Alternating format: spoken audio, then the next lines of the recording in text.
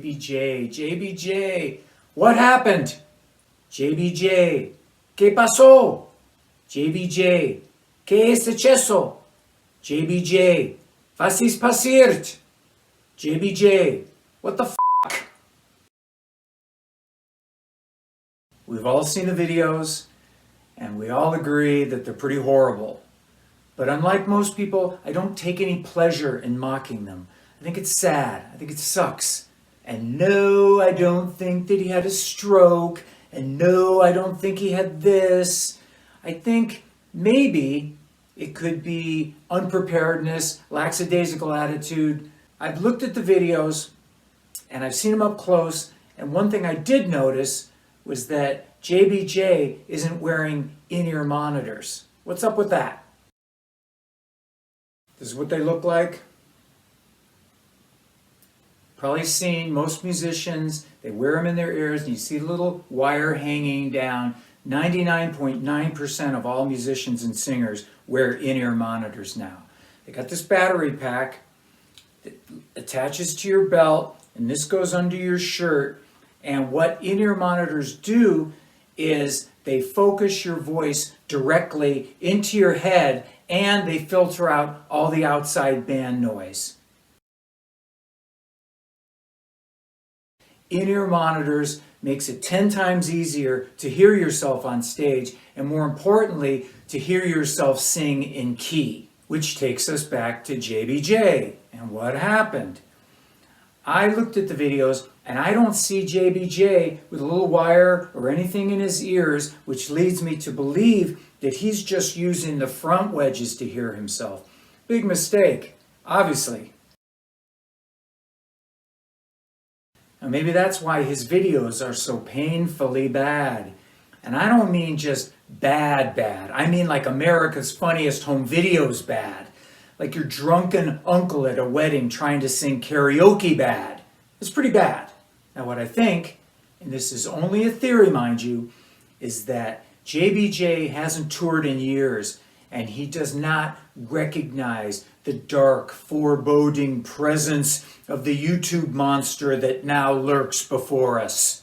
The YouTube police searching every nook and cranny, every orifice like a colonoscope. Every bad note and nuance brought into the light and exposed to scrutiny. So that's my theory anyway. Leave a comment in the comment section below if you agree with me or not. You know, maybe JBJ didn't prepare enough.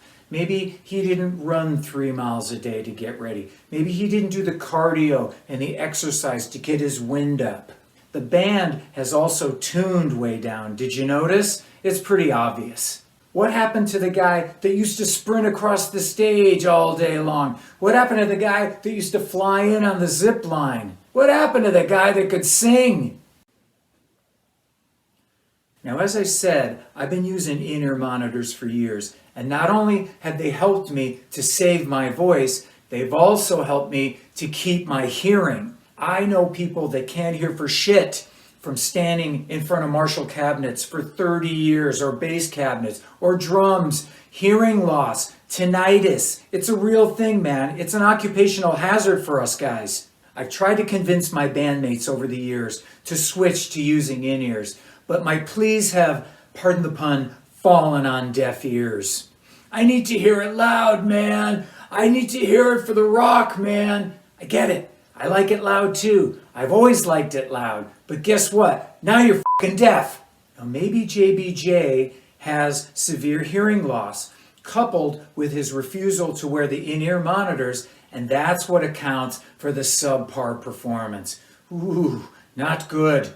Those videos went out and then they went viral. Fast, boom, backlash. And his band must have freaked out. I would have freaked out because they're all in-ears. They could hear every sour note in high def. Now, I've seen a lot of shitty performances on YouTube, but this was a shocker. It was shocking. Even JBJ's $1 Million Smile couldn't bail him out this time. F you! And as I've said before, many times, these videos are up on YouTube forever. Their kids are going to see them. Their kids' kids are going to see them. It got so bad that some of his fans on the internet were saying, maybe he should use tracks. Wow, they're telling you to go full Milli Vanilli. Now you know it's bad. So they did. The next batch of videos I saw, JBJ was singing to a pre-recorded lead vocal track, and he had his arm up in the air to hide his mouth, and he had his back to the audience. It was awful. I mean, lifting a pre-recorded vocal track off one of your records, tuning it down digitally to match the rest of the band, and then going out and miming it like Marcel Marceau. Jesus. Then those videos came out. More backlash, more scorn. Then he tried another tactic. He basically called out to the audience to sing the verses without him. And then he would sort of conduct them like some mad conductor. It was awful. And then he would join in on the chorus with some half-hearted croak while the rest of his band joined in with 8 or 9 background vocals to drown him out. Not only is it getting sad, but it's also insulting. People are paying a lot of money to see a live rock show. And this is what they're getting. JBJ on Ice, the spoken word tour, pay no attention to the man behind the curtain tour. It can be done, singing. It can be done. Because I know people are going to say, oh man, he's 60 years old, cut him a break. Look at Elton John. Look at Elton John. He has snorted more blow than the entire GDP of Bolivia, and he still sings, and he does it well. He's in his 70s, just him and his fucking piano like a god. Just a man and his guitar, or keytar if you prefer. Look at Steven Tyler. Look at Mick Jagger. They're in their 70s. Mick Jagger is 75 years old, dancing in a studio. I've seen the videos, dancing like a 20-year-old.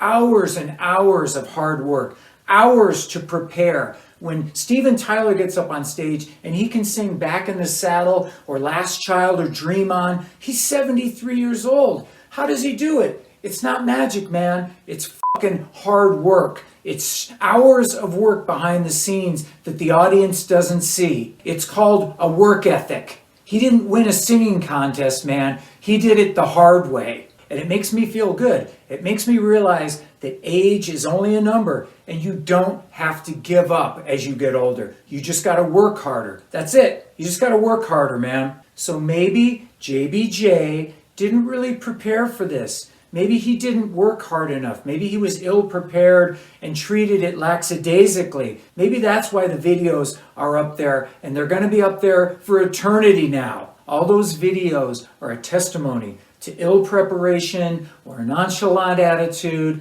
not working hard enough. And now, unfortunately, only an EMP strike will wipe them off the internet. There is a lesson here, and I shall preach it from the mountaintop once again. YouTube is a double-edged sword, man. It can make you and it can break you. You can be the biggest rock star on earth and have a fucked up performance, and it can all come crashing down. So you better take heed when you hear from the almighty rock gods, you are fucking with the almighty forces of nature. Scientists are going to ponder over these videos like a lab experiment, like a physics experiment. They're going to go over every nuance of digital shame with a magnifying glass, bringing it to the surface. You got to take this music thing seriously, or so help me, you'll sink like a stone. Keep your chops up and keep your shit together. JBJ is a cautionary tale. Take heed, take heed, take heed. Anyway, this is your old pal Jizzo, rockin' and rollin', and we'll see you next time.